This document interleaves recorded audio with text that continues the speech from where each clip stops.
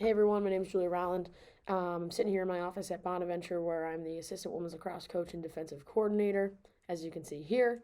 That's a little bit about me now, but now I'm trying to get into a little bit about where I'm trying to be headed.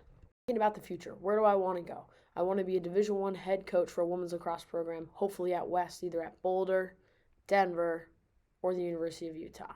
So those are my hopes. While at one of those schools, being out west in an incredible area usually brings pretty decent basketball for women.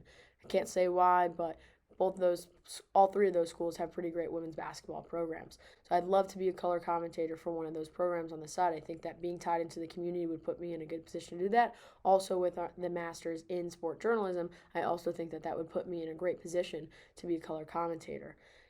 Clearly I'm currently working as an assistant coach here at Bonaventure, getting that Division I experience, and you're probably wondering, okay, aside from your master's in sport journalism, what do you have that makes you want to be a color commentator for a Division I women's basketball program? Well, I played basketball in college as well, alongside of lacrosse and soccer, so I have experience playing, so I'm very knowledgeable about the game there.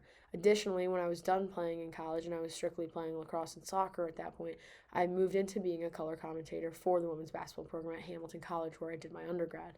I enjoyed it so much. It felt like being on the floor. It felt like when I'm standing on the sideline coaching. It is incredible, and what I love about color is that you have the opportunity to talk about these players as individual people, as human beings, which is what I love about journalism.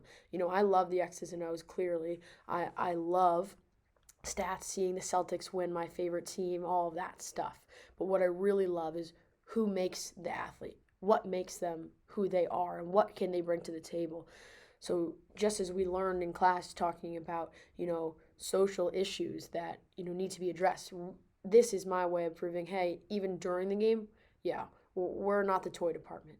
There are real things. These are impacts that people are making off the field, and that's how I kind of hope to tie in what we learned in class around how journalism actually affects real life social issues. I love that part of it. That part of journalism is my favorite, and that's what I hope to tie into as a color commentator. How do my goals kind of fit into what we're learning in class? I touched on it briefly, about the social issues aspect, proving that we're not just the toy department, that there's a lot more here for us. And as well, on top of that, getting to be on both sides, the storytelling side, while also being the one interviewed after, a post game where we won the Pac-12. We won the ASUN, we won the A10.